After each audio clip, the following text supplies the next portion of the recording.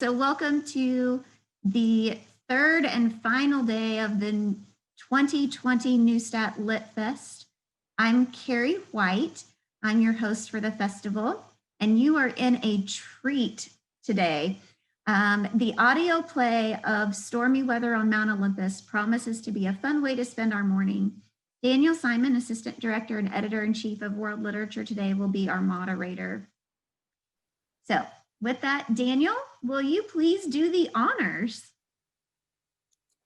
Thank you, Carrie.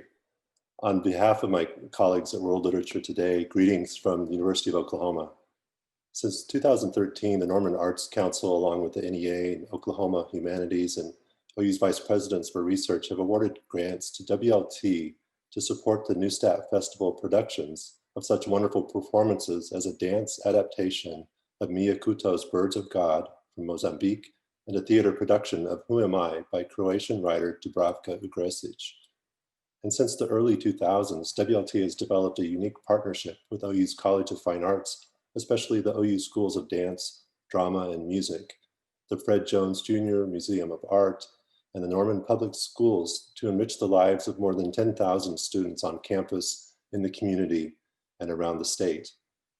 Earlier this year, we were delighted to be awarded another Norman Arts Council grant to translate and stage Ismail Kadare's play, Stormy Weather on Mount Olympus, a tragedy of Prometheus and a group of divinities.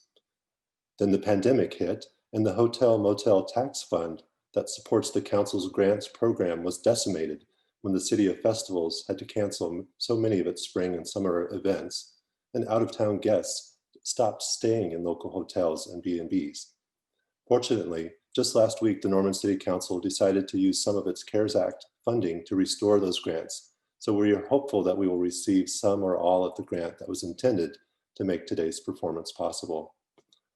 In a moment, current students and recent graduates from the OU School of Drama will present to you an abridged version of Kadare's play, directed by Professor Susan Shaughnessy, co-translated by David Bellos and Fabrice Conte-Williamson.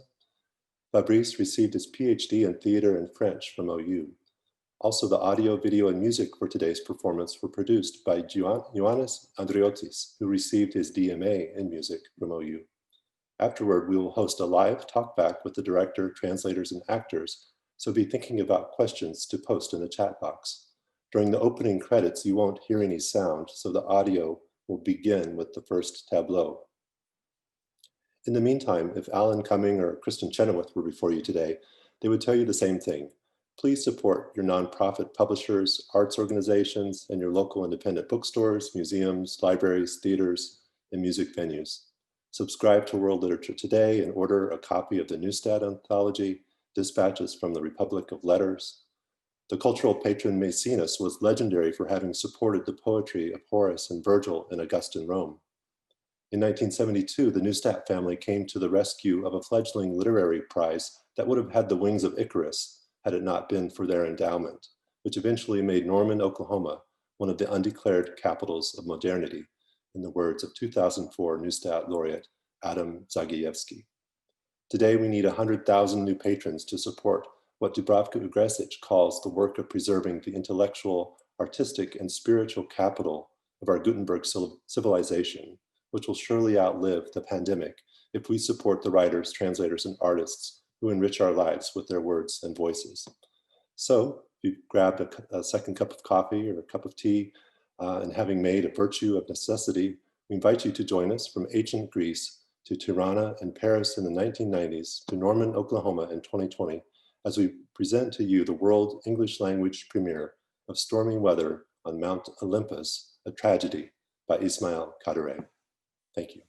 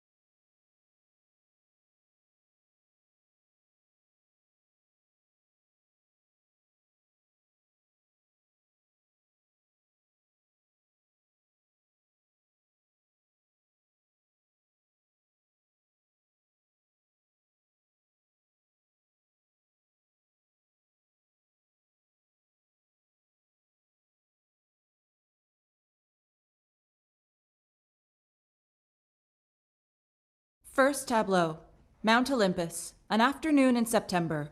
Hypnos, the Dream Courier, Hermes.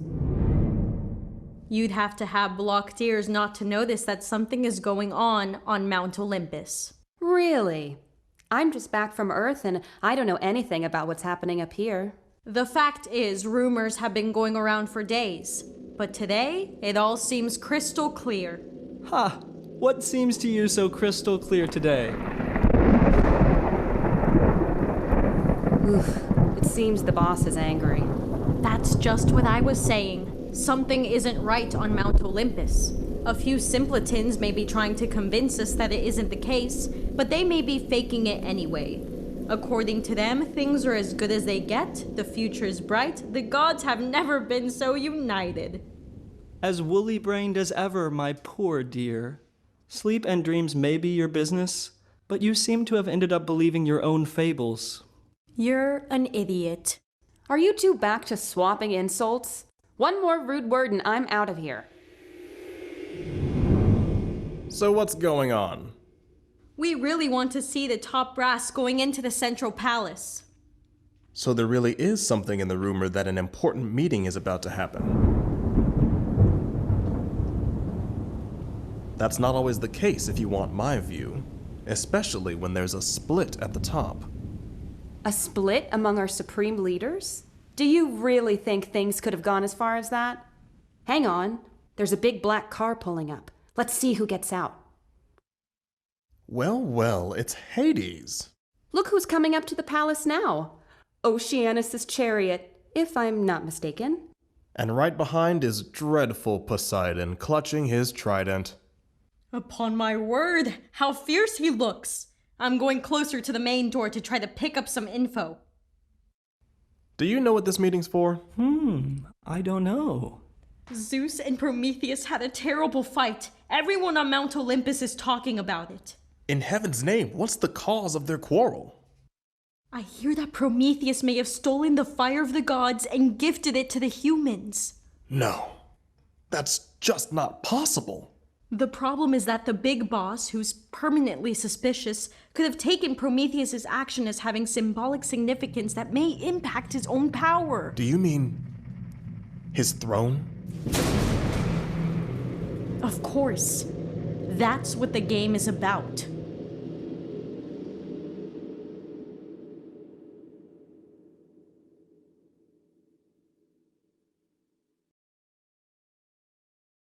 Second tableau, same place. Hypnos, Erebus, and the Dream Courier.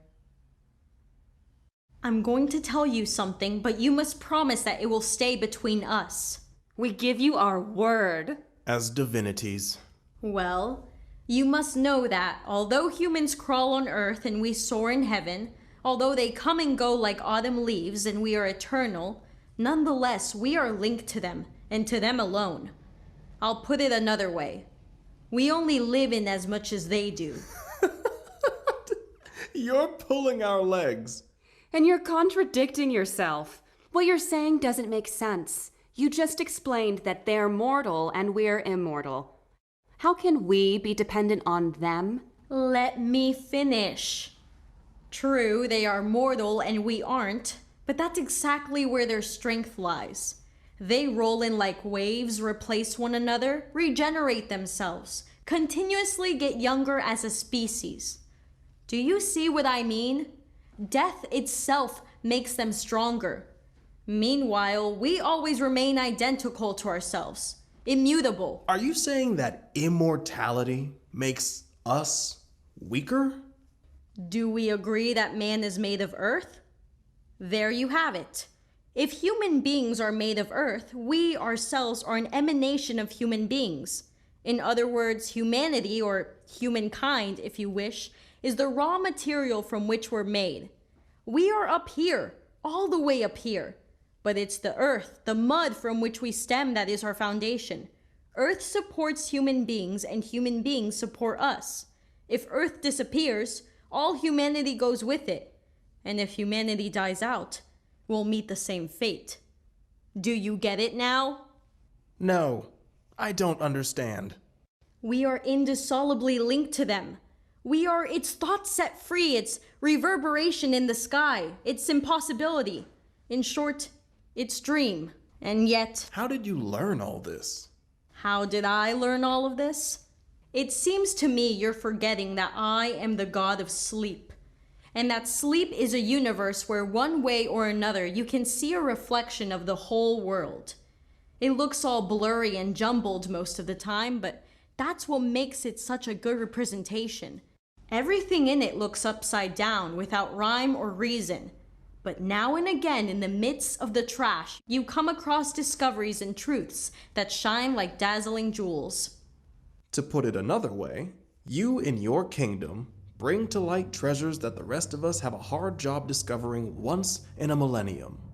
Precisely. This is how, one night, I was able to discover by accident the peculiar link between our fate and the humans, and then the message from the center. What message, Hypnos? Whatever dream is that? I've never heard of a center. I thought the center was here, on Mount Olympus. I think I've said too much already.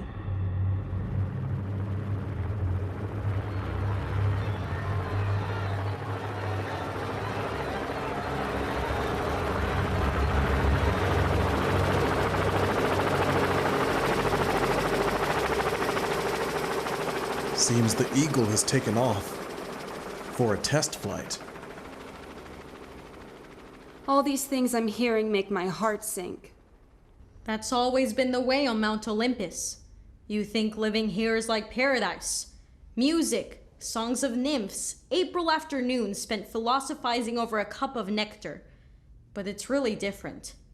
Worries, suspicions, real plots, imaginary plots. Look over there. Just look, for heaven's sake. Here comes Prometheus in person. Yes, that's him. How glum he looks. How handsome he looks! He's alone. All the same, a glum look suits male gods. What do I hear? I just saw Prometheus dive inside the palace like a black cloud. So you know what's going on? I heard the news this morning. I couldn't believe my ears. Glorious Prometheus in that kind of a mess. Allegedly. It all stems from his stealing fire. At least, that's the official explanation. Look at who's coming now. Hephaestus, the Gimp. He's one of the key players at the meeting. Obviously he is. The fire that was stolen was in his workshop. You asked me about the center? It's true that it exists, but it's far, far away. No one knows where. Perhaps at the heart of the universe. It monitors everything. Incredible. That's what the center is like, my friend. An enigma wrapped in mystery. You're scaring me. Athena has been summoned too. Have you seen her? The young gods are definitely aiming to take the place of Prometheus. Every fall is an opportunity for someone else. I remember that when Zeus overthrew his father Kronos, there was quite a stir over the ensuing redistribution of roles. Everyone was in a state of high excitement. Some wept for joy, others were desperate. I know. You see those two strolling in front of the door? If I'm not mistaken, it's violence and power. Indeed. That is who they are. You can see the chains that violence is hiding under her cape. Do you think that things may go that far? Onlookers are being moved out of the plaza. The doors are closing. There's just one woman in a black dress left on the plaza. Who is that divinity? I've never seen her before. She doesn't look like a local. If I'm not mistaken, she's a foreign goddess. Came late from who knows where. Perhaps from the center, actually? She has a strange name. Remorse.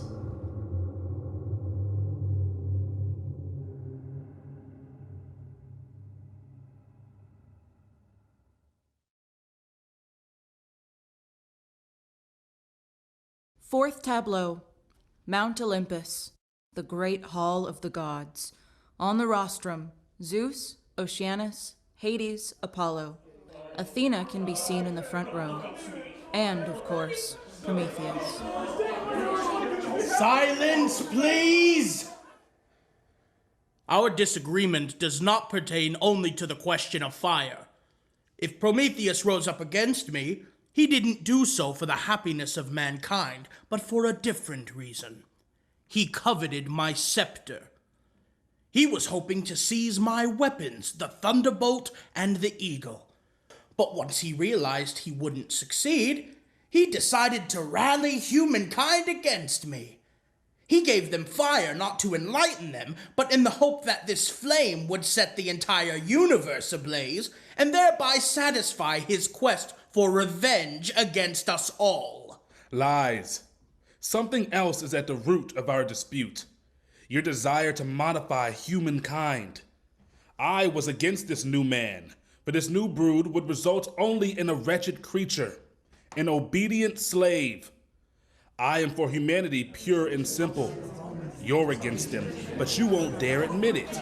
Only the future will tell who's on the side of humanity and who isn't. Who has questions? A question for Zeus. Is there a particular reason why we've been hearing distant lightning strikes all day long, or is it just a coincidence? As far as I know, thunderbolts cost an arm and a leg, especially that this time around the Iron Eagle flew over Mount Olympus. It was even hedge-hopping, so much so that it disturbed the inhabitants. What do you mean to imply? That I decided to create a climate of intimidation just before and throughout the meeting? You're wrong, son. As your leader, I'm in charge of the security of Mount Olympus. Given the circumstances, with all of us gathered here, protective measures have naturally been strengthened. I have a question for Prometheus. I would like to know how he successfully stole the divine fire. I hear all kinds of stories about it. I would like to know if Prometheus's biography was taken into consideration in all of this. Hey, someone reviewed his file at the Department of Sleep and Dreams. Silence! I think it would be best to avoid talking about the files. A question for Prometheus. Does he recognize that the human brain, if not kept under control, has the potential to become evil? I prefer a dangerous but active brain to a feeble one. Ultimately, the weakening of mankind would lead to our ruin. What is this nonsense? What we have in common with this human tribe? Silence! He has the right to speak. Go on. As for the way I got hold of fire, I have no intention of revealing it here. We want to know the truth! Tell us how you stole the fire. How did you cheat Hephaestus? Make Hephaestus testify. We want to hear from Hephaestus! If Hephaestus wants to testify, I think he'll come forward. I now give the floor to Hades, god of hell and prisons. What's happening on Mount Olympus is no surprise to me. I have expressed reservations about Prometheus ever since the day when, without asking for my advice, he took away mankind's ability to sense and foresee death. I was against it, but no one asked me. I was against it, but no one listened. Who's next? I give the floor to Poseidon, god of the seas. In my opinion, Prometheus's mistakes weren't accidental. They're deeply rooted. On the first day after the liberation, when positions were reassigned, he looked dissatisfied. In fact, even though he was a last-minute ally, he was generously rewarded. He was probably angling for a more important position. Like Zeus, I think he coveted supreme power. Thus, I call on all of you to condemn his attitude and to close ranks around our leader, Zeus. I give the floor to Oceanus. If you want my opinion, what's happening here on Mount Olympus breaks my heart. As you know, I'm against all conflicts. I can't stand seeing gods fight amongst themselves. I'm in favor of preserving unity. Hephaestus has asked to speak. Gods and goddesses, it isn't easy for me to address all of you today. First, because I feel guilty. Also, because, as you know, Prometheus is not only my cousin, but he was also my friend. At least, that's what I thought. I'll admit I made a mistake. I was naive, and I wasn't able to protect the secret of the fire. I already accept whatever punishment will be asked of me. We'll hear Hermes, then Apollo. We aren't gathered here to call for conciliation. Where principles are involved, yes, we must be strict. This disagreement between us doesn't weaken, but rather strengthens Mount Olympus. I have nothing against everyone speaking freely, but, on the other hand, I don't think we're only gathered here for sentencing. We're here to work things out.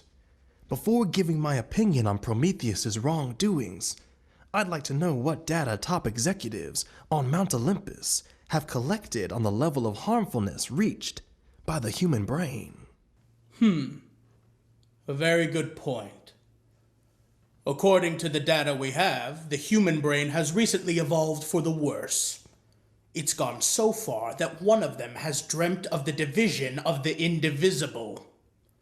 The splitting of the atom? Oh no. Precisely.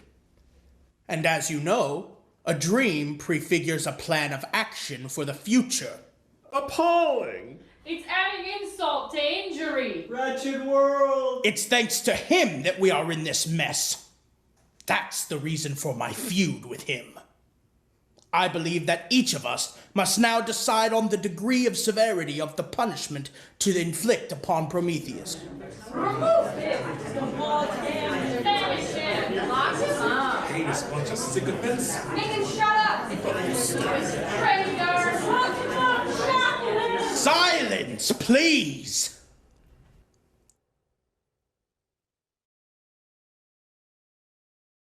Fifth tableau. Mount Olympus. One side of the entrance to the palace. A bunch of signboards with arrows pointing toward main square, palace, earth, and infinity. Where were you? I've been hanging around here for hours. I lost track of Erebus. As for Hypnos, she's been urgently summoned. Something to do with files? But didn't they announce that files from sleep would remain sealed? Oh, that's just hearsay. Where are you going with these suitcases? On another mission to Earth. Are they filled with false dreams? Of course. I'm curious to know how false dreams operate. They're designed for a whole host of people, from princes to commoners, hermits, generals, and authors. Are there that many types of people on Earth nowadays? Until yesterday, humans barely knew how to speak. Up to yesterday, that was so. But things have really changed now. You forget that a single day on Mount Olympus equals to thousands of years on Earth. You're right. Some things are hard to imagine. Just know, the first true world war has begun between Greeks and Trojans. I have a false dream for the Greek leader, someone known as Agamemnon, and 2 or 3 others intended for 2 authors, one named Homer and the other known as Aeschylus, I think. The latter is a playwright. And you know what? He's already written a tragedy on the case of Prometheus, and it's being performed across Greece. Incredible!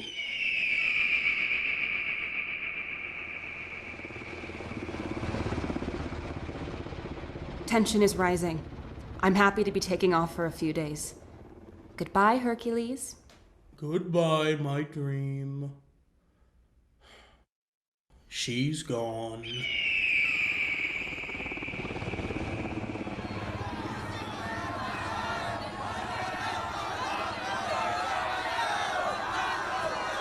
If I'm not mistaken, Isn't that violence and power pacing up and down at the entrance to the palace? Yes, it is them. It looks like the meeting is about to end. Look, I think the doors are reopening. Well, you're right. The meeting is over. What's happening? The bigwigs are coming out. How somber they look. They mostly look furious. I think Prometheus is coming out. Yes, it must be him. There's a stampede at the door. They're chaining up Prometheus. He's being bound. No need to shout, moron. This is truly unbelievable. The square is emptying. Wait, who's this woman in black slowly crossing the square? True. Where is she from? I've never seen her before. I believe she goes by an unusual name. Remorse. Might be her. She looks really mysterious. Woman in black with a sorrowful face. What are you looking for? Heavens, what times we live in.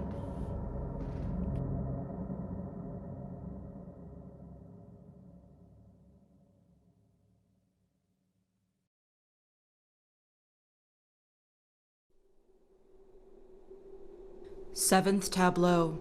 In the Caucasus Mountains. Prometheus bound. What is this? Where am I? Still on the same boulder. Same light, same sky.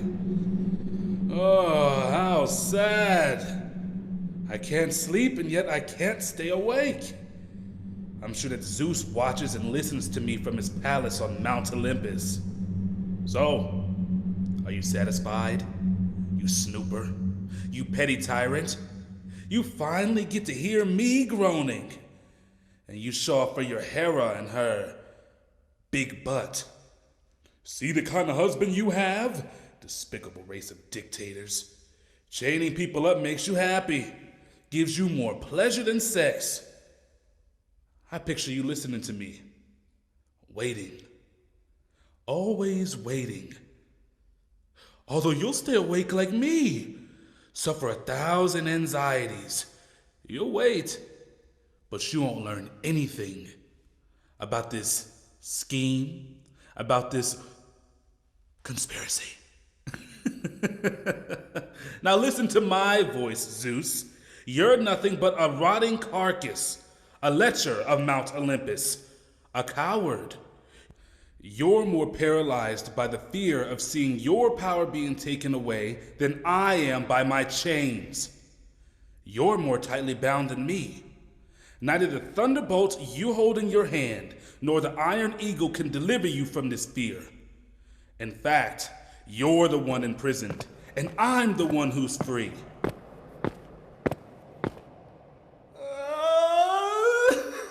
My unfortunate brother. What have they done to you? If you came here to cry for me like a girl, you'd do better to leave.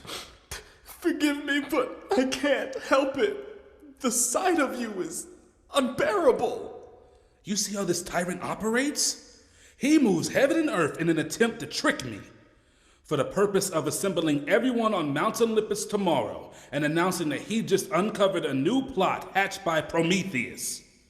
Actually, a rumor about this has been going around for some time. Ah, it's already begun? And what are they saying? Slanders, crazy fabrications, saying that you're the only one who knows a crucial secret. On which Zeus's own security depends, right? A tyrant is only interested in secrets related to his ultimate fall. Precisely. So he suspects that I have some secret related to the fundamental question of... What? Nothing. I was just thinking about this idea of a secret. Nonsense, of course. Hallucinations of paranoid souls. How to say this? Excuse me? Certainly there are ears listening to us here, too. I don't want to dwell on this any further. Brother! What? You mentioned a plot, a secret. It was a daydream, wasn't it? Leave, brother. Go back to your wife and children who are waiting for you. Start a fire in your hearth and listen to the wind whistling in your chimney. This boulder isn't for you. Go, quickly. Take care of yourself, brother. So, they're afraid.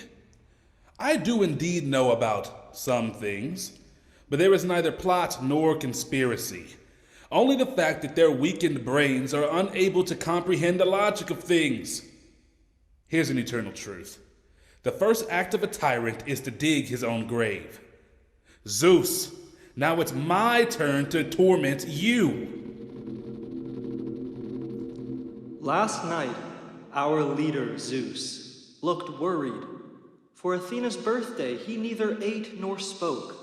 Remarkably, during this festive banquet, all the invited gods, when they saw him so gloomy, were jealous of you, because you were the one from far away who caused him anguish. Really? That is quite surprising. You enjoy listening to these stories, don't you? Are you implying that you were joking? Torturers enjoy playing these kinds of games. Alas, it isn't a joke. A day earlier, Zeus was visited by the Lady in Black. I think you know her, don't you? The one named Remorse? That's her. No one knows what they talked about. She only came out of the palace at dawn, shrouded in the same mystery as the night before. And how does this have anything to do with me? Zeus, as you can see, seems remorseful, a fact he doesn't hide anymore.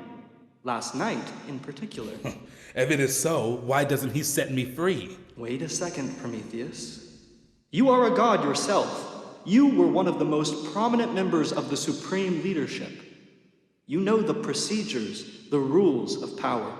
There is a certain scale for everything. If one of the parties wants to, how should I say, take a step back, it still needs to save face. This retreat must be framed as part of a mutual compromise, which legitimizes, so to speak, what has been done. Give it to me straight, Hermes. It's clear that you were sent here. Now tell me what you want from me. He took a step toward you. Take one too. So Zeus expects to hear from me. I certainly did not imagine that. Tell me then what he wants to hear. There was a time when Zeus had your support to ascend the throne. Help him stay on it. You know things, Prometheus. Speak. Take off my chains. Speak. Then we'll take them off. First the chains, then I'll speak. As it happens, I'm only the messenger. I will deliver your answer. However, if you allow me from one god to another, I must tell you, Prometheus, that you're in trouble. Think it over again. No need to think it over. Take off my chains. You forget that it could be worse, Prometheus. You forget that there are also caverns and underground pits, compared to which this rock would seem like paradise.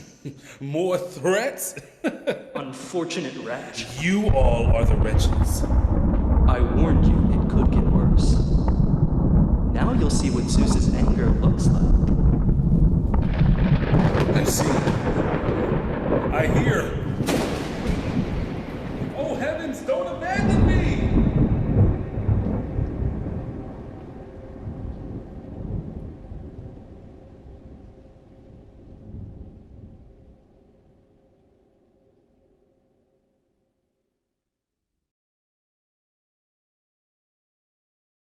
8th tableau. Prometheus deep underground. His body is trapped and crushed by stones and rocky walls. His chains, half broken by his fall, are rusty.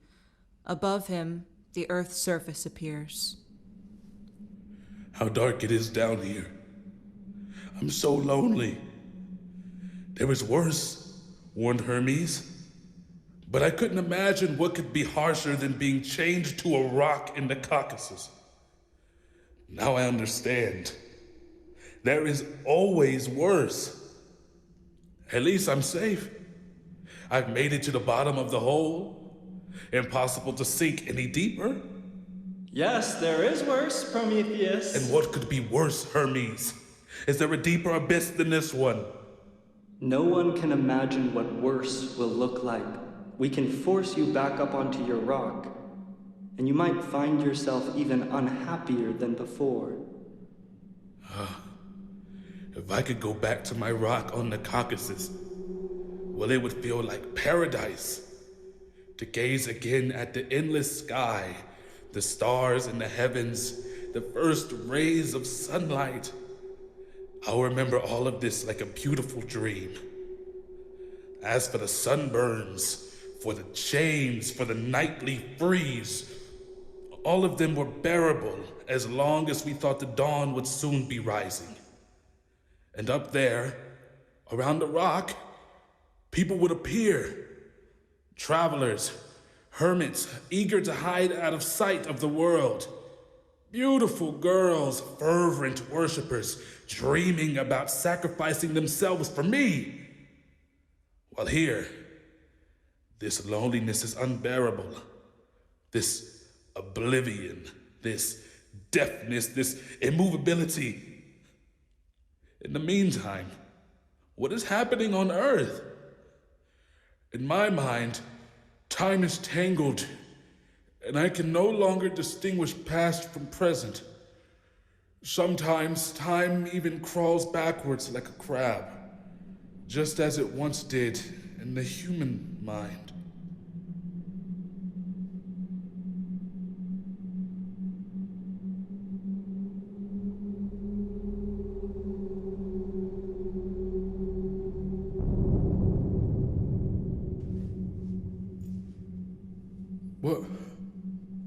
What is the sound that woke me up?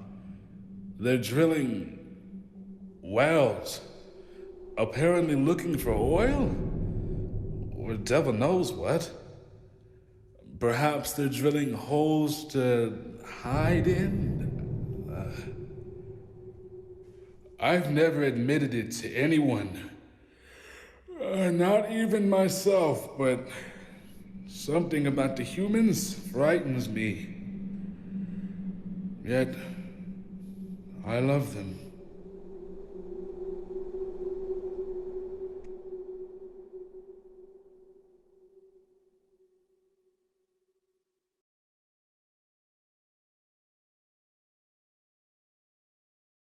Tenth tableau.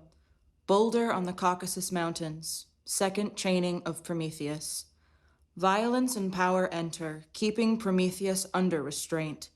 Hephaestus, covered in mud, follows with chains, pliers, hammers, rivets. Well, same spot.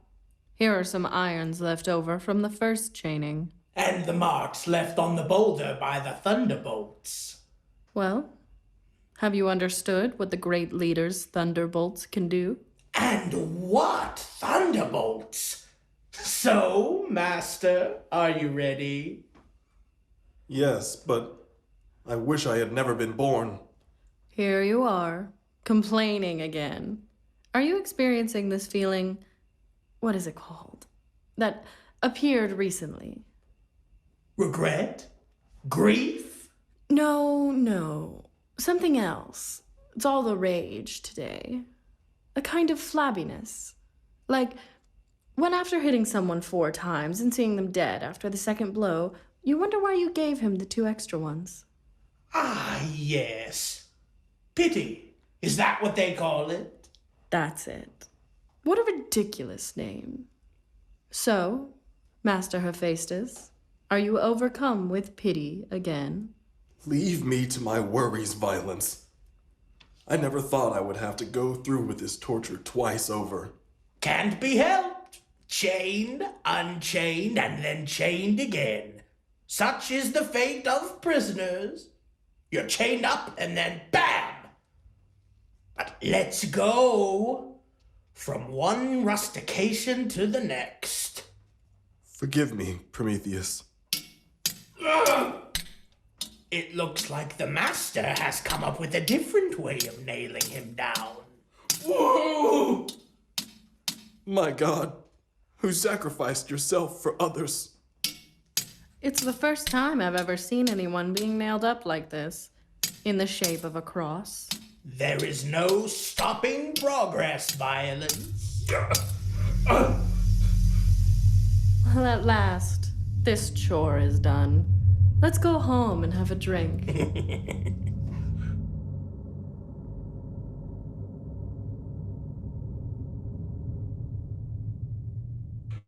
Alone again. But at least now I can see. The entire universe rushes in to fill my brain. What could have led Zeus to lighten my sentence? And what was the word pity doing on the lips of Violence? And these tears from Hephaestus, this way of saying, my God, an expression I've never heard before, followed by the words, forgive me. Who knows why it sounds so familiar? Unless I had already heard it in a dream. No, now I remember. When he pulled me out of my hole, I was able to catch a few glimpses of the earth. Countless people were crying before a man nailed to 2 wooden beams. I was so dazed by the impact of the light that these images seemed to me as blurry as a dream. In fact, when I saw the man nailed up like that, I thought for an instant that he was my double. Something must have happened in the world while I was gone. A solitary bird flies. Come closer, bird. Don't slip off the edge. For someone chained to a boulder, a bird is a friend. Here we are again, face to face. What a state you're in. How come they haven't cleaned you up a little after they were done shackling you? Apparently, those were the orders. Do you recall our last meeting? The one we had before they took you underground. I remember it. You told me then that there was something worse. I dared to admit it. You were right. Underground, I felt much worse than I did here. Are you satisfied with this confession? It's quite satisfying to see Prometheus admit I was right. Especially because it's so rare. What else do you want? You know it. Your repentance. And whilst you're at it, your little secret. Never. You forget that after a temporary relief, oppression and suffering seem even more difficult to bear. Oh, I guess so. Are you talking about this hole filled with darkness? Well, I'm ready to return as long as you get off my back. Are you looking at the approaching bird? It could bode well for you. But, as always, you turn away the hand of reconciliation that was extended to you. From now on, be prepared for the worst. Oh heavens. What I thought was a bird in the blue sky was nothing more than the Iron Eagle, Zeus's flying dog. The one you badmouthed so often. It will have its revenge. Oh, mother! There is always worse, Prometheus. Never forget it. Tomorrow, once the wound on your liver is covered with a scab, it will hurt twice, 4 times as much. Your pain will continue to increase day after day. Because the eagle will acquire a taste for your flesh, and he will come back here every day. Goodbye, Prometheus. What horror is this?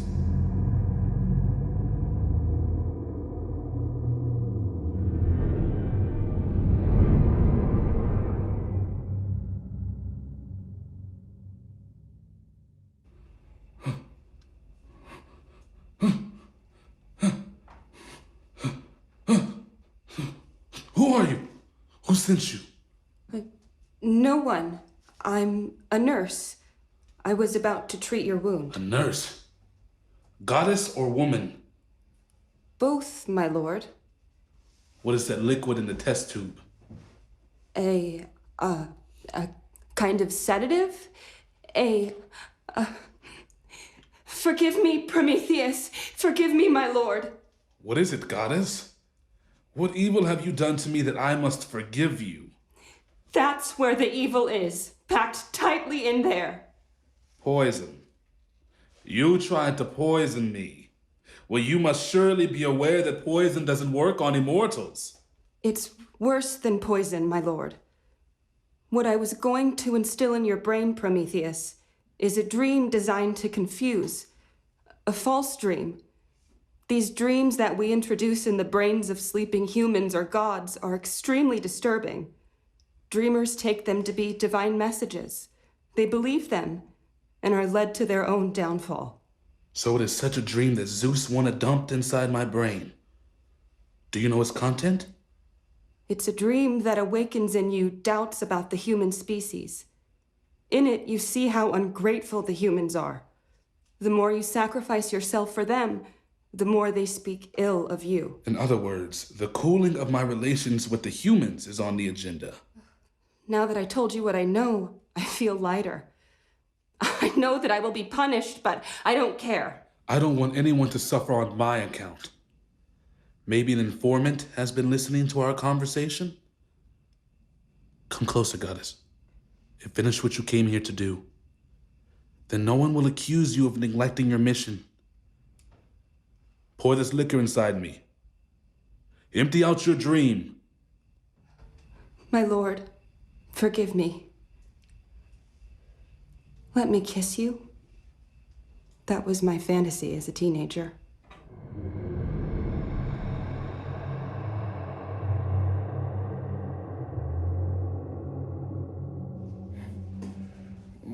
No. No. No. My poor brother. What have they put you through? So you're back. As before, and everything repeats itself. What will happen to you now, brother? You're asking me. How would I know it here, chained as I am? Word on the street is that your fate depends on a secret that only you know, and that concerns Zeus's safety. Well, brother, to put it bluntly, if that's the case, if you have a secret and if a planned plot truly exists, well, your suffering would be justified. I beg you, tell me at least one thing about this cursed plot. Are you in the know or not? I know and I don't know. Be patient and listen to me instead. I knew that Zeus would be dethroned. Not the way his sick mind feared, by conspiracy, a betrayal, a breakdown of his thunder machine, or by his iron eagle turning on him. Those kinds of things are too dependent on chance. I became certain he would eventually fall at the very start of his reign, when he began to behave like a tyrant. I thought, that's another one who was doomed. Sooner or later, like all tyrants, he will fall. In fact, there was no plot against him back then, other than the ones his paranoid brain created. I knew he would be overthrown. I wasn't concerned about the rest. Who, when, or how, I can tell you're dying to know. I admit it, brother. As for who would overthrow him, now we know. We also know about the conspiracy and its leaders. Brother, I'm shaking. Maybe it'd be best to keep me in the dark. No, I'll tell you anyway. Don't cover your ears. Listen carefully.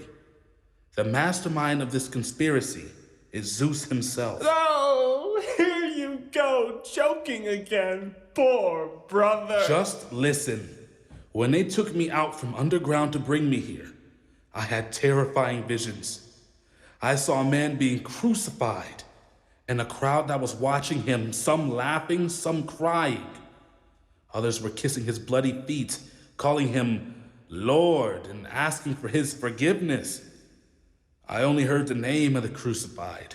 They called him Jesus Christ. Very early in the morning, when I woke up on the boulder, down below in the distance on Earth, I noticed countless flickers in the dimness of dawn. They were crosses atop the steeples of churches. I remembered the images I saw. A crucified man wearing a crown of thorns, and like a blinding flash of light, an idea came to my mind. This man, or this god, or rather this man-god whose rallying symbol was starting to spread across the world, well, he's the one who would overthrow Zeus. How awful! The conqueror of Zeus. In other words, the new king of the universe. If this is so, how could Zeus still not know? And if he does know, why doesn't he take steps to wipe him off the face of the earth? Apparently, that's beyond his reach. It may be that this Lord comes from a different realm. From an unknown realm? Are you implying that it could be from the fearful center? I have no idea. All I know is that he's different from all other lords. He is kind, humble, and the messages he promotes are different as well. His watchwords are charity and mercy. If this is so, why are you considered Zeus's downfall? Or perhaps, have you claimed this title on your own? I am indeed the downfall of Zeus. Not because of what I do, but because of the power that emanates and radiates from me. Now listen closely. When, at dawn, I was admiring the world, a new flash of light illuminated my brain. I said to myself, this new divinity, this hybrid form between man and God, from head to toe nailed on a cross, this is my image. If humanity didn't choose me as their God, that's probably because I seem too distant, too haughty, too Olympian. Nevertheless, they did borrow my image. By adopting another God, kind and humble, who they feel is closer to them, they're blaming me. Yet, I'm happy they borrowed my image, my suffering, my sacrifice, my wounds, my body nailed to the boulder. In the end, the history of the world boils down to a mere switch of symbols. But this new God, you just told me he was kind and humble. How will he overthrow the fearsome master of Mount Olympus? Love and forgiveness are his first weapons. He'll conquer the world with them. As for Zeus's downfall, it won't look how we imagined all downfalls to this day. Bloodshed, screams, and horror. No, it'll be a peaceful overthrow. The result of a long cooling, season after season, year after year. A cooling more inexorable than death itself. So a new era begins. The time of ancient divinities has passed. Our twilight is coming. A new god is asserting his power over the world. I hear thunder. Old technique. Tyrants who feel their end is near try to frighten people. Careful, brother. The old saying goes, a lion, even with only one tooth left, still bites with ferocity.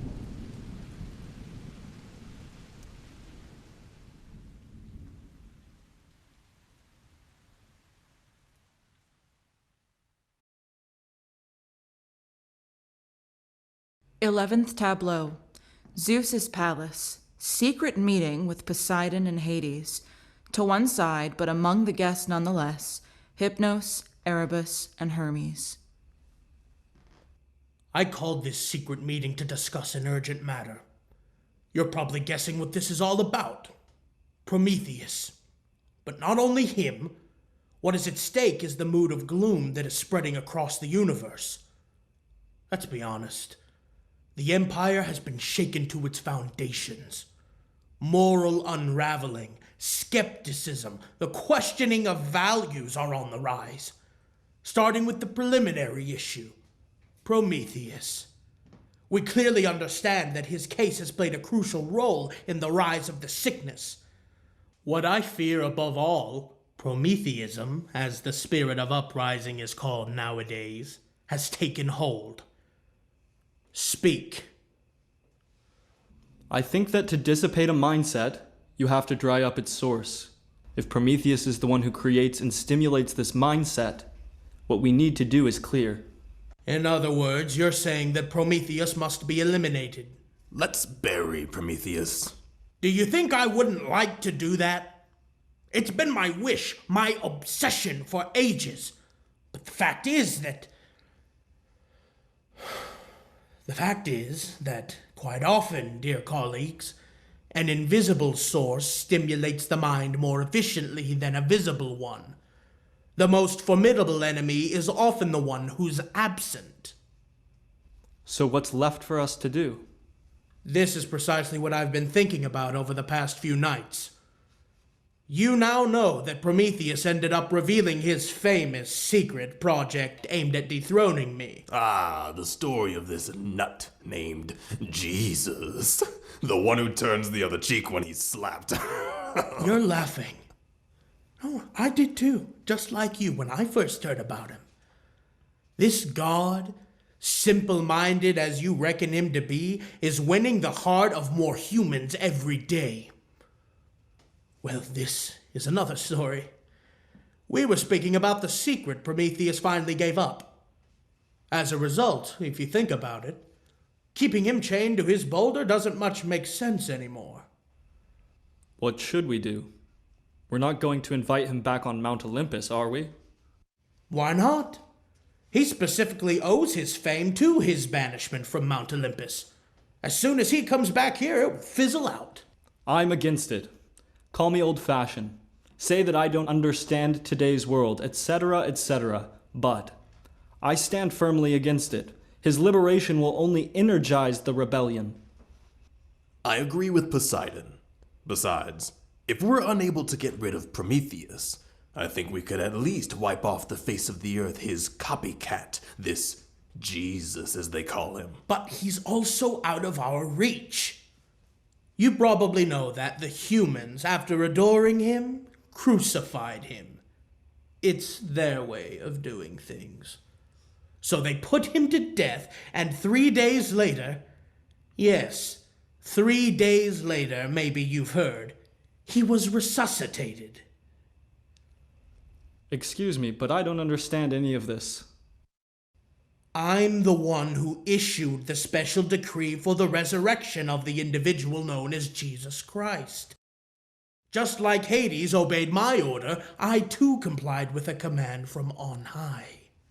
Are you talking about the center? Yes. It was very surprising even for me. As you know, for the past few thousand years, the Center never intervened in any way regarding how we conduct our business. But now suddenly for Prometheus, the Center doesn't concern itself with quarrels between divinities or between humans.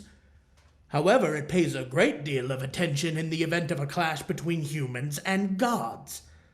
But, once again, that's another story. Let's go back to the main question. How will we proceed with Prometheus? If the sinner itself wants to see him released, that changes everything. We have to comply. We have no choice. Releasing him is easier said than done. Things have gone too far. You are well aware that my eagle took part in his torture. Tomorrow, if there's an investigation, he will be able to testify. Of course. All traces must be erased. I invited Erebus, god of darkness, to this meeting because I need his obscurity. To sum up, we have to sacrifice the eagle, your faithful protector. It is in your power, Zeus. Eliminate him and the matter will be settled. It's not that simple. In the event of an investigation, there will certainly be rumors about the eagle's activities. If word got out that I'm the one who had him put to death, people will say that I wanted to suppress a witness. Right. What other solutions do we have left? We'll just have to find a hitman. A killer, yes, but whose actions can be explained, so the murder becomes somewhat justifiable. How about Hercules? He makes no secret of his hatred for the eagle and, moreover, as violent as he is. I can't think of a better choice. But who knows if, perhaps afterwards, someone will need to take care of Hercules. This story will end the way it began, in blood. Friends, you have to understand me. You know all the affection I always had and continue to have for Hercules. My heart bleeds at the thought of This it. is not a time for a soft heart, Zeus. We committed to this path, we will go through with it. When the fate of Mount Olympus is at stake, any sacrifice seems warranted. Speak clearly, Zeus. Are there any facts that could warrant his killing? My wife Hera told me that Hercules' wife, Deianira, is jealous. It takes very little to drive a jealous wife to murder. This is why I summoned Hypnos here. This young goddess who couriers false dreams had, so I heard, a little fling with Prometheus. She will have an opportunity to make amends by disturbing Deianira's brain by means of false dreams. Take note, Hypnos, of what I'm saying to you so you can use it as the main ingredient for the fabrication of the dreams that you will make her deliver. Deianira revealed that she has been hanging on to the blood-stained tunic of a centaur, Nessus, for ages. When the centaur was killed by Hercules in a fit of jealousy, Nessus left his bloody tunic to Deianira, which has the power of recovering a lost love. Deianira told friends that were she ever to become convinced of having lost Hercules' love, she would make him wear that tunic. I don't want to go into more details. It's one of those old wives' tales for women who believe in witchcraft. But we can take advantage of it and find a way to imbue this poor Nessus' tunic with a slow-acting poison. Erebus, you'll be in charge of it. Yes, Master. A slow-acting poison. Poor wretched Hercules will be twisting himself into knots until he gives up the ghost, and no one will know why. Hypnos, it's in the spirit of what I just outlined that you'll create the dreams and nightmares that will lead Deianira to do the deed she must carry out. I will do as you please, Master. Later, when Deianira will be on trial, the story about the bloodied tunic will not only appear credible, but also incredibly romantic. And now, let's not waste any more time. Let's get going.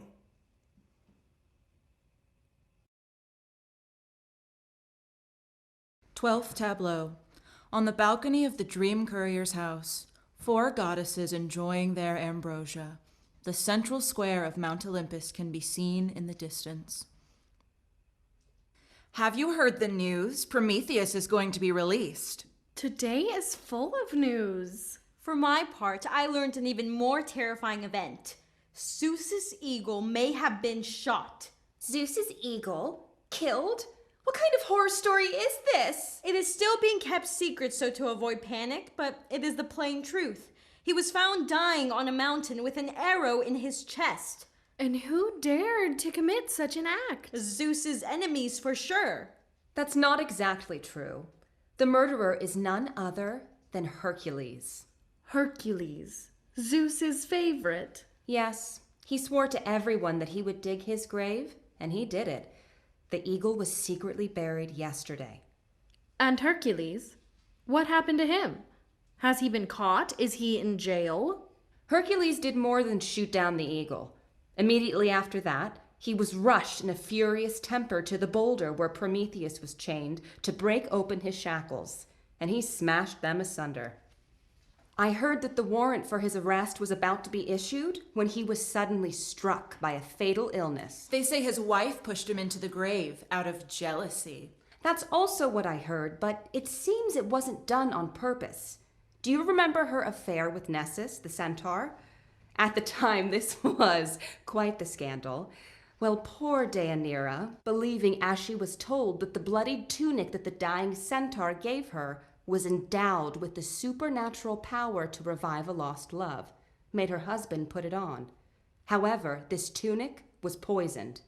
That's why Hercules, writhing in agony, is dying. The eagle killed by Hercules, and Hercules by the poison?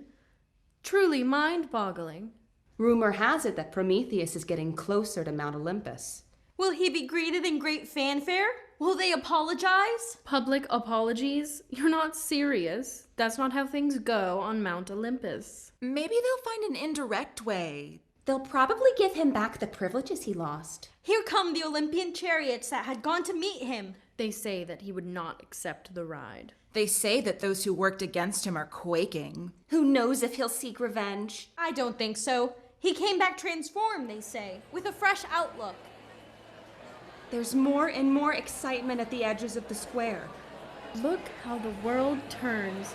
On the very spot where he was once handcuffed, they are now about to cover him with roses. I think he's coming. He's coming. He's coming. Here he is. How slowly he's walking. He's unrecognizable. How majestic he is. Has his hair turned white, or is it the dust that makes it look that way? Is that Zeus's carriage, or am I hallucinating? That's definitely him. He's going to meet him.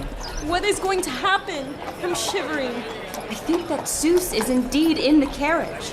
It stopped. Zeus is inviting him to get in. Breathtaking. Is he asking for his forgiveness, maybe? Well, yes. They're both getting back in the divine vehicle. It just moved. Who knows where they're going? They're driving away. Fast. One day, the greats always end up patching things up. They're speeding up some more. But what is going on? It makes no sense at all. They're leaving Mount Olympus.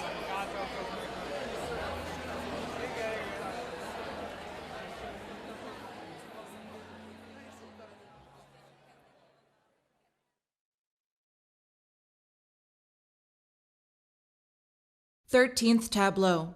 A high mountain, maybe the Mont Blanc. Zeus and Prometheus enter. Following them, three gods: Poseidon, Hephaestus, Hermes. A servant holds Prometheus's chains.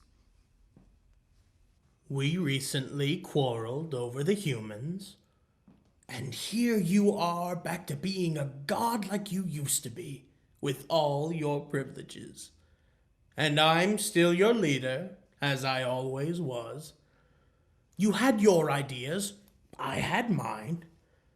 After such a long time, each of us is allowed to ask, so, which of us was right about the matter? Zeus, Prometheus, both, or neither? I don't deny it. The humans have invented quite a few wonders. Bridges, roads, flying machines, love letters, cafes, female orgasms, things we gods do not know. I don't believe that I'm petty or blind enough to fail to see and appreciate all this. But at the same time, it must be said, humans have invented abominations of such dread that they go beyond the bounds of imagination. I'm not only thinking about wars, massacres, prisons, tortures, and 1,000 other horrors that you know better than I do, nor about their ungratefulness. The humans have taken their malfeasance so far that they dared to do what I personally was most afraid of. They split what could not be split. Oh no. The humans did what they should have never done. They went over the edge. They split the atom. Oh no. Now you'll be able to witness the onslaught of evil. It's almost time. Come closer, God, so you can get a good look. And shield your eyes so your retinas won't be damaged. The moment is near. 4, 3, 2, 1, 0.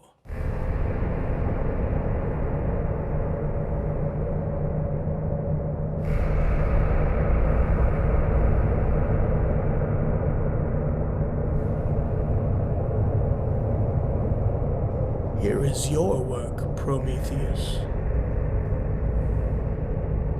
Here I am alone again.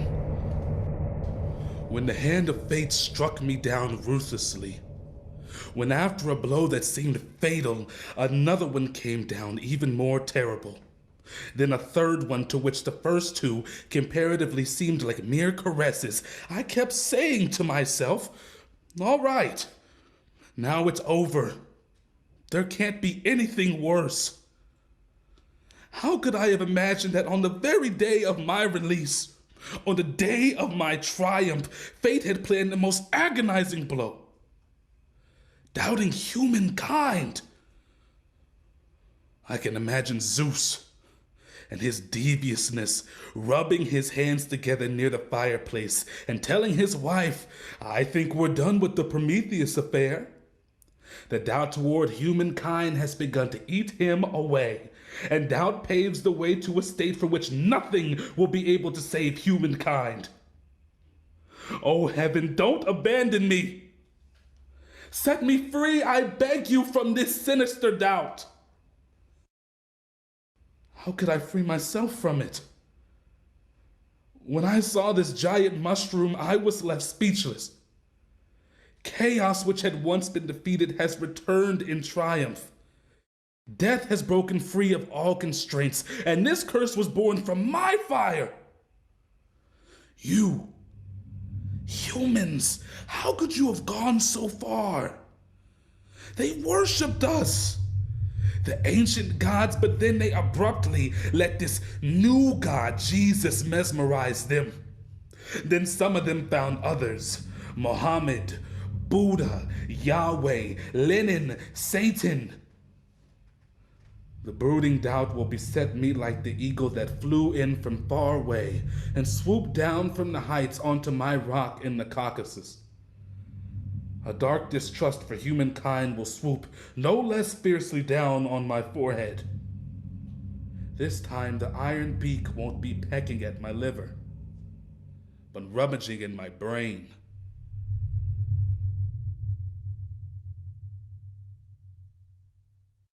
14th tableau. Zeus's palace. Hera's apartments. In addition to Hera, Deianira, the dream courier, and 2 goddesses. What dreadful weather, and it came so suddenly. Could it be due to Persephone's departure? She's never been so upset on leaving Mount Olympus as she was this time. A love affair? That's right. With Apollo? No, with a young man named Adonis. Do you mean with a human? Yes, with a human. Yuck, a human. So this is what it is. Young Persephone ended up cheating on her husband. Sooner or later, all beautiful women get around to it. However, like everyone knows, the first time is the most disturbing as well as the most delightful. And sometimes the most tragic. Wretched soul that I am, I know too well the price of my affair with Nessus. I never would have imagined that I would lose both my husband and my lover. Today I no longer know which one to continue loving and which one to hate. For they killed each other in the most perfidious way, because of me.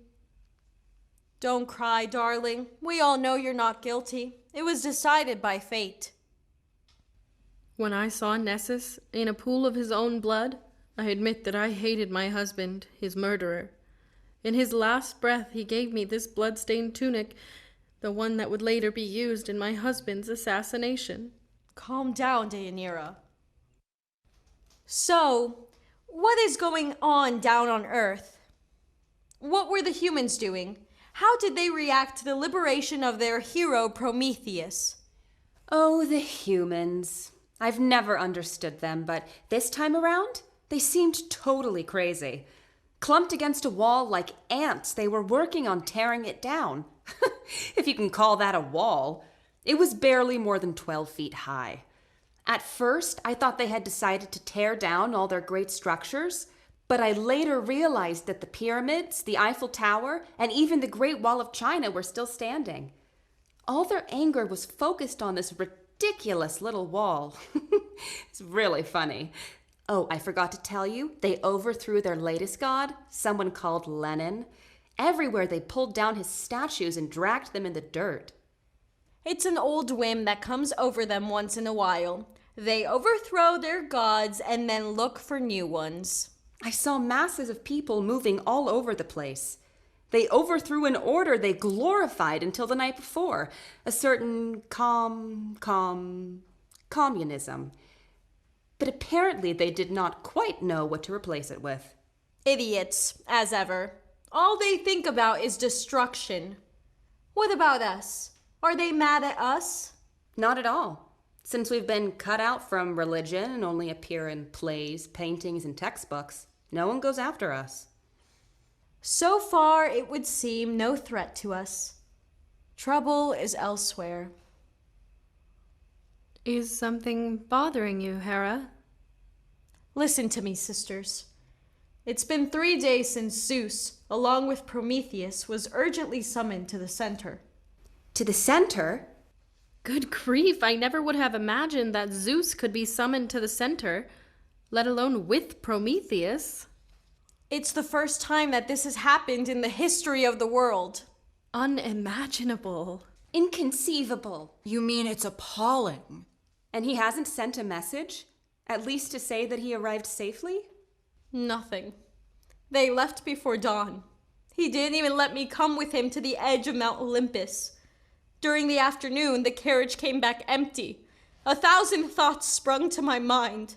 The driver explained to me that at the border of our universe, vehicles from the center came to pick them up, and the both of them left into the unknown. My poor Hera, I understand why you're so worried. As I told you, when I saw the empty carriage, the craziest of thoughts crossed my mind. What are they doing over there? Have they been shackled, imprisoned? Hera, you're overreacting. You're talking nonsense. Who would dare throw the god of gods in jail? Here in our world, no one would, of course. But over there, it's a totally different universe, Deianira. It's the center. The center. What a dreadful word. Oh, tell me what I can do to lessen my anxiety. The poor men are over there all alone and lost in a soulless desert. Why were they summoned? What will they do to them? Perhaps they want to ask them for an explanation regarding their quarrel. That's also what I thought. If they've been summoned to provide an explanation, we can't rule out that one of them, if not both, will be punished. That word, punished, applied to Zeus, appears to me as inadmissible. To put it bluntly, what bothers me is not his possible impeachment. What terrifies me is the prospect of a collective trial for all of us. How so? What are you talking about, Hera? Have you gone mad? Who would be bold enough to prosecute all the gods? Why not? We could all be prosecuted and sentenced together.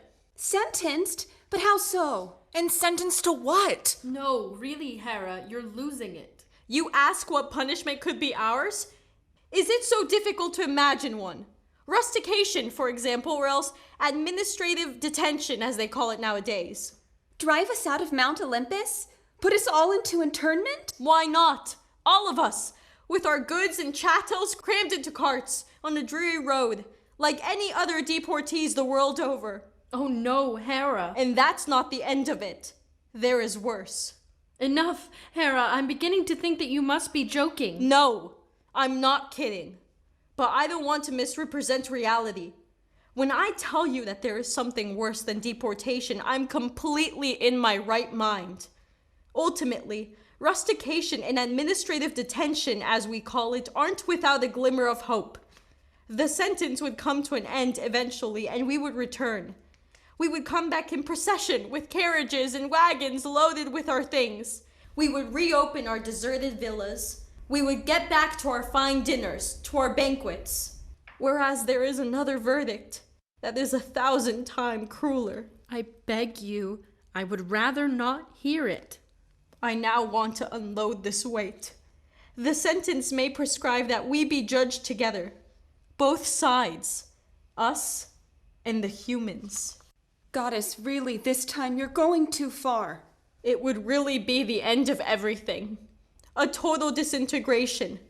Gods and men, bodies and soul, and no more hope. Never. Nowhere. How sad Mount Olympus is today. And the two of them up there, as lonely as only lonely birds can be. And all of us waiting in anguish. But we are gods, aren't we? No one can sentence us, can they? We are divinities, right? Answer me. Why don't you say something?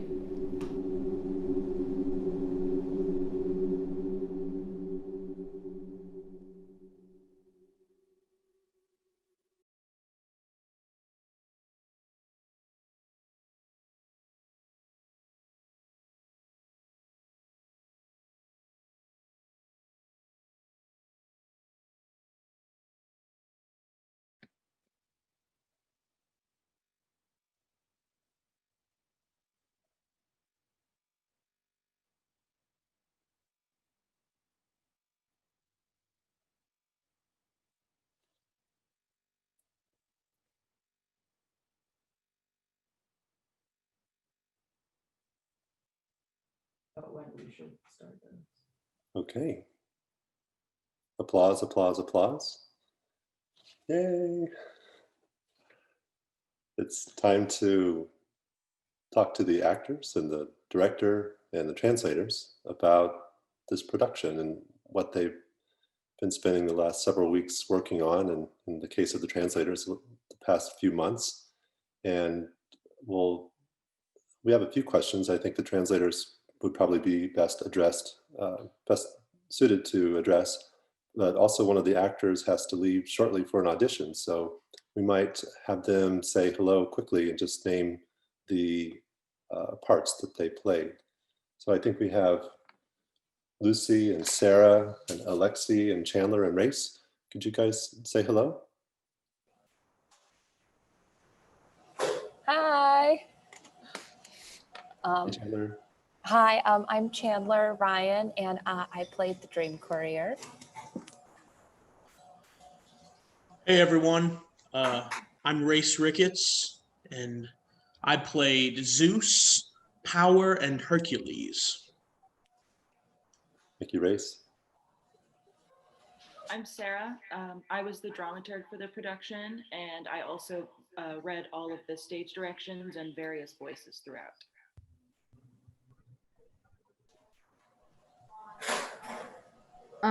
Hi, my name is Lucy Dismore, and I played Deianira, Violence, and a couple other little guys thrown out there. Good morning. I am Alexi Smith. I played Hades, Epimetheus, Hephaestus, and Apollo, and a couple of interjected voices. Oh, and Erebus.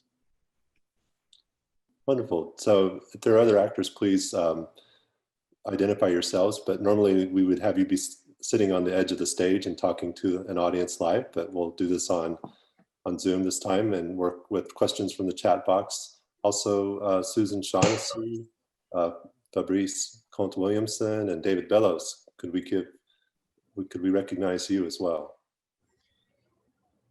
Hi, everyone. Hi. Hello. Thank you all for being here. Thank you, Susan, and thank you, David. I think you were there for a bit. I don't know if you're still with us, but there was. I listened to all of it on my headphones. My wonderful wireless headphones.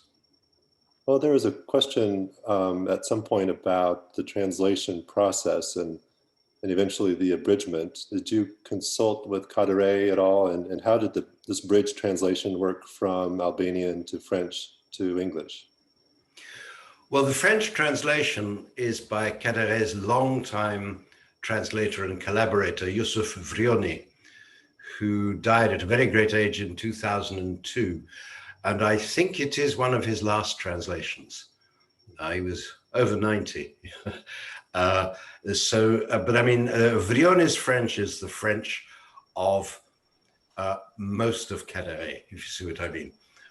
He was succeeded in the early 2000s by Teddy Papavrami for his later novels, the work that he wrote in the 2000s, but smaller pieces and his essays are typically translated by Alexandre Zotos, who is a professor at Clermont-Ferrand. So I feel quite happy working with Vrioni, who was not only Kadare's translator, but his friend and collaborator as well, and whose French is wonderful. He is Albanian, but he was educated in France and Italy in the 1930s and was really completely trilingual. So that's what we worked from. Yeah. And then Fabrice did a first draft from the French, and I went over it with him and we fiddled around with it a bit, and that's the version you have. And then the dramaturg has fiddled around with it a bit more, but that's the way of things in the theater, and it's right and good. It should be done like that. Well, I think Sarah and Susan, you did a lot of the work of the abridgment. Could you tell us about that process in terms of how it was adapted for performance within the more constricted time frame that we had? Well, I think actually that process began between Fabrice and me. Fabrice, and of course. and then because we kept coming up with versions that were simply too long. Actually, what you have just heard is probably around a third of the actual full-length play. And there were 3 scenes, perhaps you noticed, that were just completely cut out. Yeah. 3 or 4. 3 scenes. 3 tableaux, yeah. 3 tableaus. And I then, once Fabrice and I got it down to a little bit over an hour, having had the actors come and read and reread and read and reread, then as we approached the recording process, Sarah and I got together a lot more and actually started cutting the tableau internally, and had to trim down on a lot of descriptive language, which was often painful but necessary. And with Giannis's wonderful sound, we still came in over time, which I apologize for, Daniel, but we did the best we could. And the other huge challenge, I think, for both Sarah and me and Fabrice was to identify the most important element of storytelling here, which I think was, for instance, Fabrice and I had a conversation about the scene among the goddesses, which is really quite funny, but we wound up having to cut it and sacrifice it to the political through line of the script, which I thought was the most important one to pursue. So I hope that we were able to retain the tone, the humor, David, that you particularly mentioned last night. I hope it was somehow retained, and that sort of ambiguous tone, and a little bit of the poetic nature of the piece. And we did our best to preserve that. So I think you did. Yeah. No apologies needed, really. I thought the dramatic pacing was really quite wonderful, actually. And there's a question that's really interesting in the chat from Madeline about, and this is addressed to the actors as well as the translators. This play reflects on the best and worst of humanity. As you were thinking and preparing this play during this very eventful year, did current events impact your feelings and interpretation of the text? Could the actors maybe address that?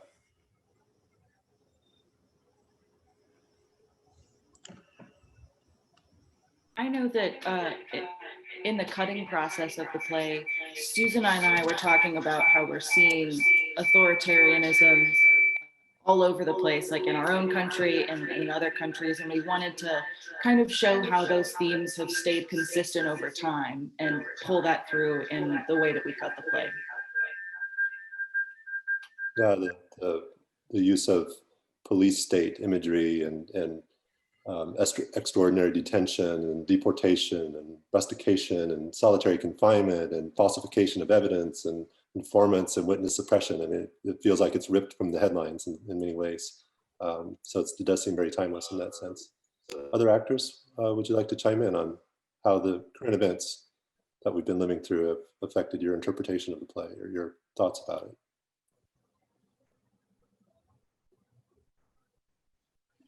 I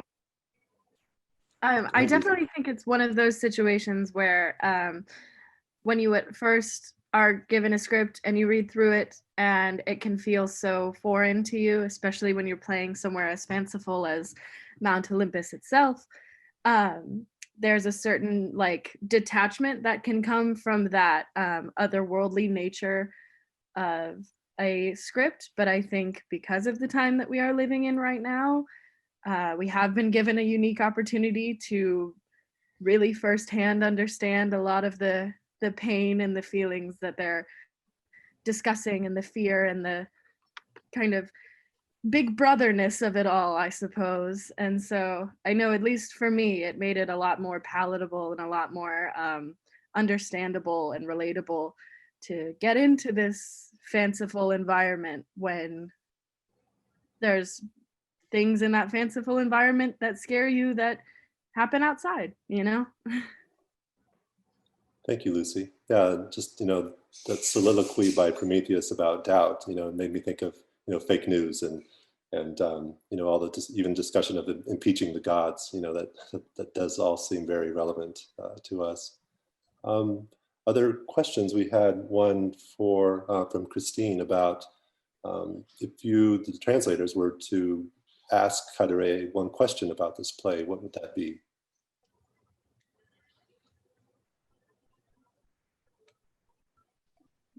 Fabrice?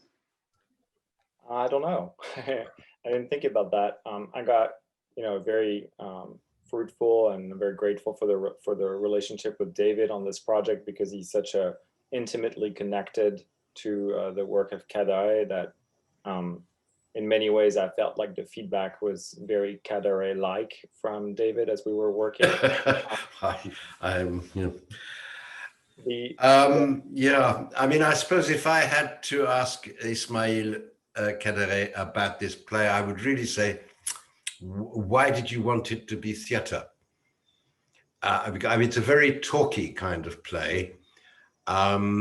It's, as I think Fabrice said yesterday, almost mind-bogglingly impossible to actually stage. You would need several rather complicated sets that probably wouldn't fit in a theater anyway. And I would be interested to know his answers to, because as far as I know, this is the only dramatic work that he's written. Kadare is not a great dialogue man. I mean, his novels are not, they're not like Dostoevsky, they're not full of dialogue scenes.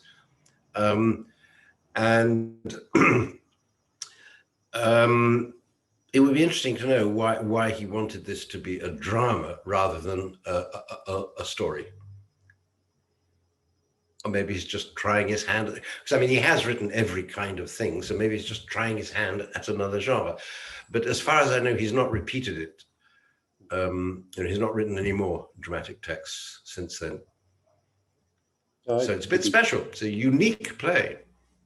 Indeed, yeah. I'd be curious to ask him about the threat of nuclear apocalypse and some of the Christian allegories of the that are inserted in the play. And Susan, did you have some discussion about just some of these thematic questions among the actors and how to represent them?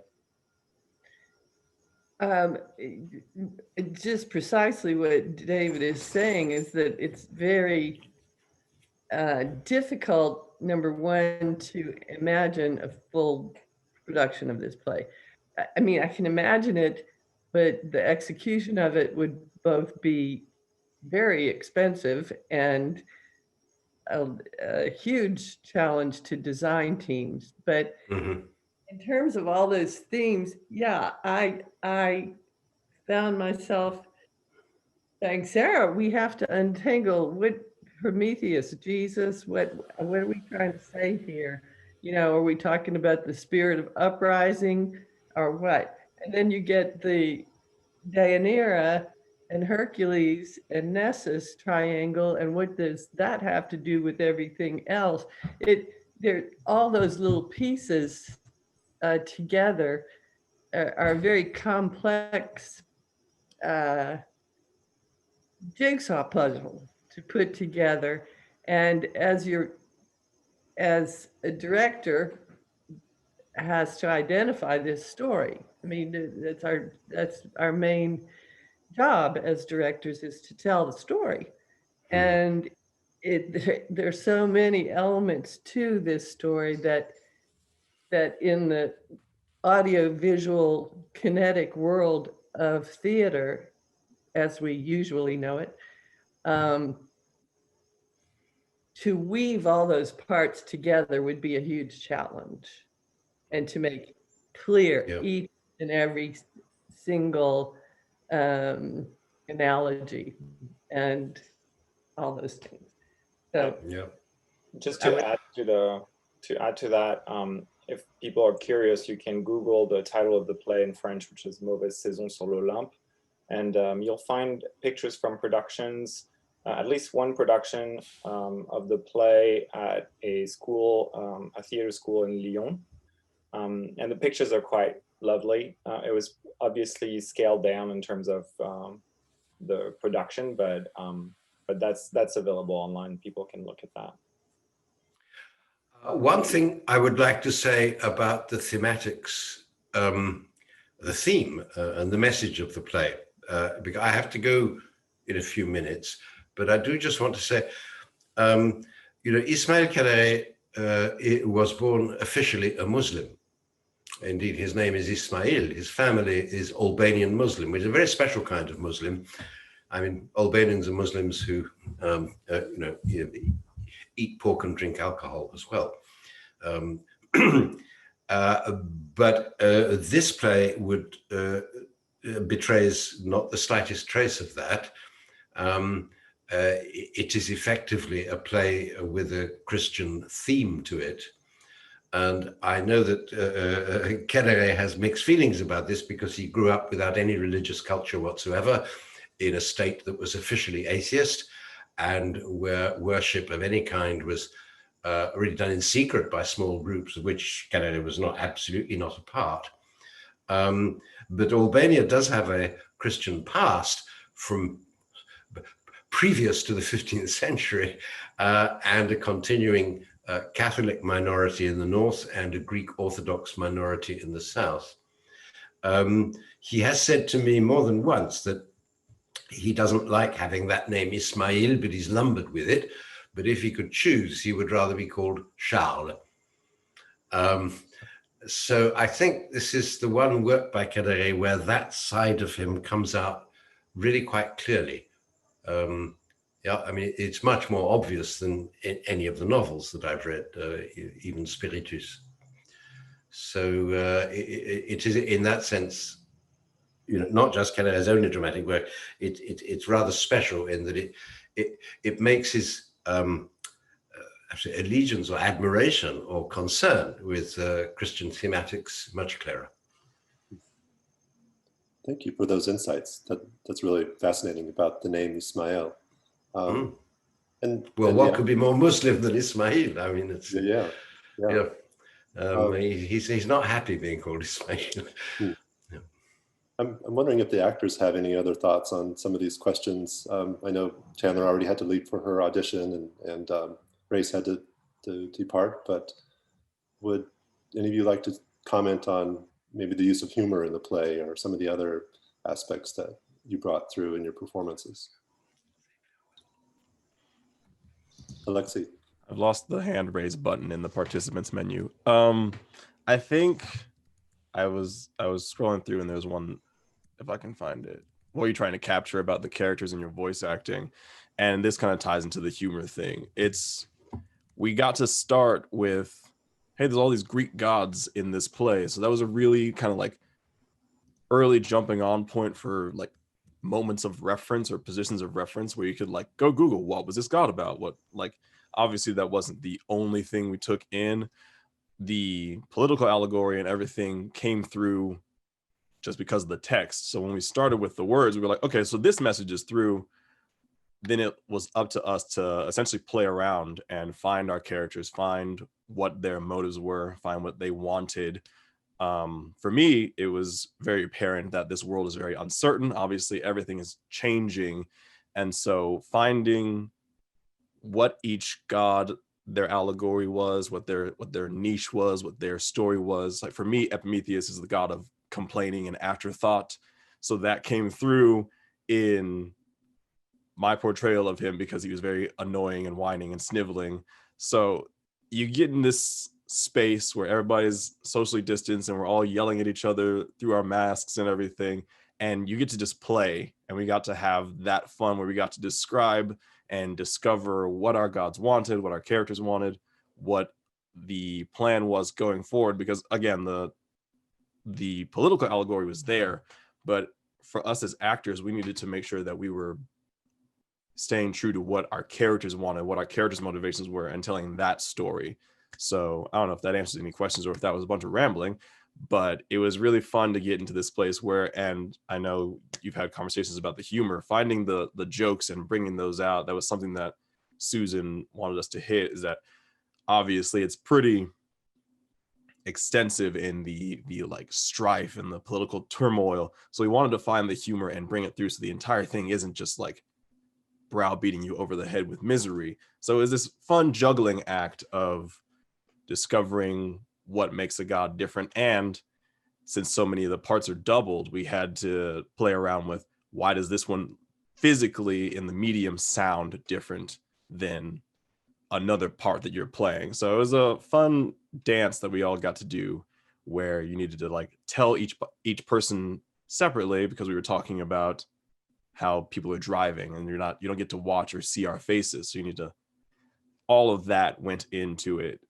That was a lot, but it was just a fun experience, and a fun, experience is the word for it, because it was a lot. Thank you, Alexi. We might lose our closed captioner here in a little bit, so we'll probably wrap up here in the next couple of minutes, and this will be on the conference website as archived as a video later today or tomorrow, so everyone can go back and watch it if they haven't had a chance to experience it live. Lucy, Sarah, would you like to say anything else about your roles?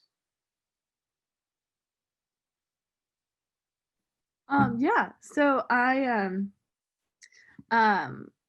think the role specifically that I played the most in vocally was violence, and I wanted violence to sort of have a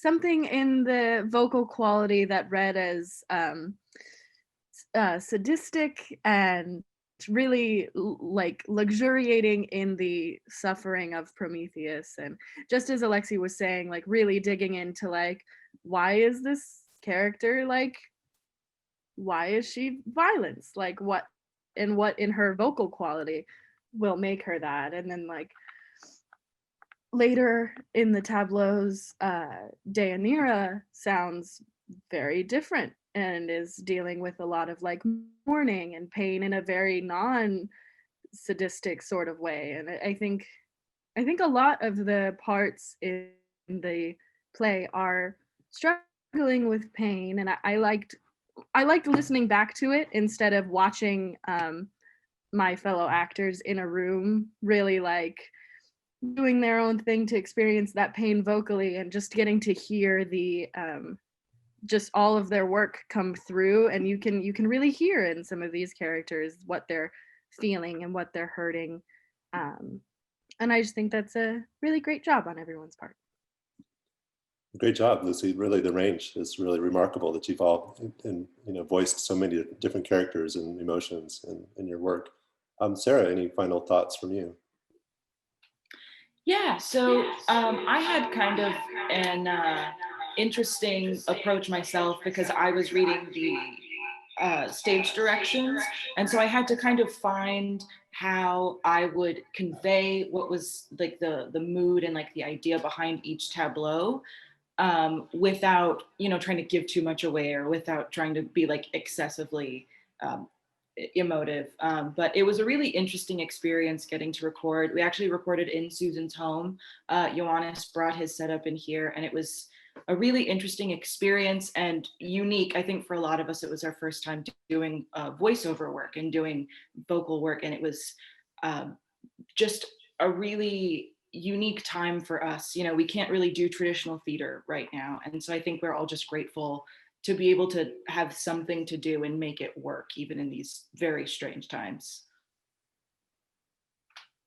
That's great. Thank you, really. And indeed, it is kind of a new venture for us as well, having an online festival and being able to reach really a global audience for the first time in the Neustadt's history. Susan and Fabrice, do you have any final thoughts? Thank you, Sarah. I guess, I'm very grateful because I haven't heard the recording until this morning.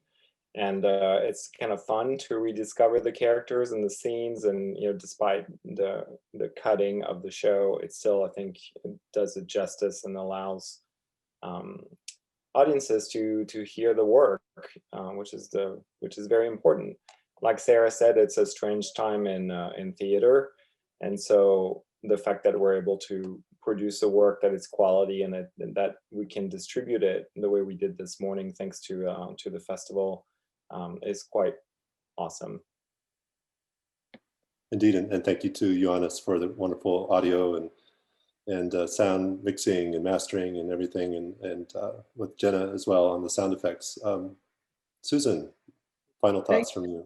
I would just say thank you to everyone for being here, and particularly thank you to Giannis and the actors, and Fabrice and David have been fabulous, and everyone involved. And thanks for the opportunity to work again with world literature today. Daniel, could I ask a quick question to Susan before we lose her? Of course. Susan, this was a wonderful experience, and we're all talking about this voice work and this kind of radio play as a fallback when we can't do something else. It is such a wonderful, unique medium in itself. Is it possible that one of the outcomes of this pandemic period is that we will rediscover the potential of the radio play, not as a fallback, but as something wonderful and rich to pursue on its own? Absolutely. I think that's absolutely something. It's, when Daniel first, when we were trying to figure out what to do with this after the pandemic began, he said to me, because I'm very leery of trying to do Zoom productions and visually and all that. I although we've had some successful goes at that with our students, I'm personally leery of it. But the thing Daniel said to me was, let's do it like an audiobook. And since I'm an audiobook addict, I thought, well, that's something I would love to do.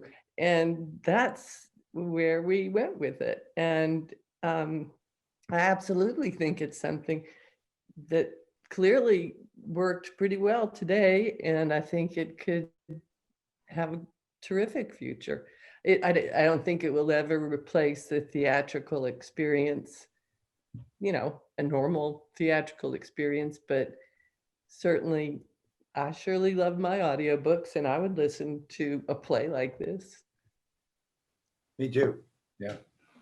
Thank you, Susan. Thank you to the actors. Thank you, Fabrice, David, everyone involved with the production. It was really delightful to spend this time with you this morning and to hear Kadare's work brought to this different format and to life in a really fascinating way in this time of an epidemic. So I will turn it back over to Carrie. Thank you on behalf of World Literature Today, and we hope you'll see us tonight for the award ceremony. Yeah, so just a couple of quick announcements. We know you enjoyed the play, so we suggest you visit the virtual festival bookstore where you can find many more titles that are just as interesting. The festival bookstore is available through the conference website and is hosted by Deep Vellum Books. Proceeds help support local independent bookstores.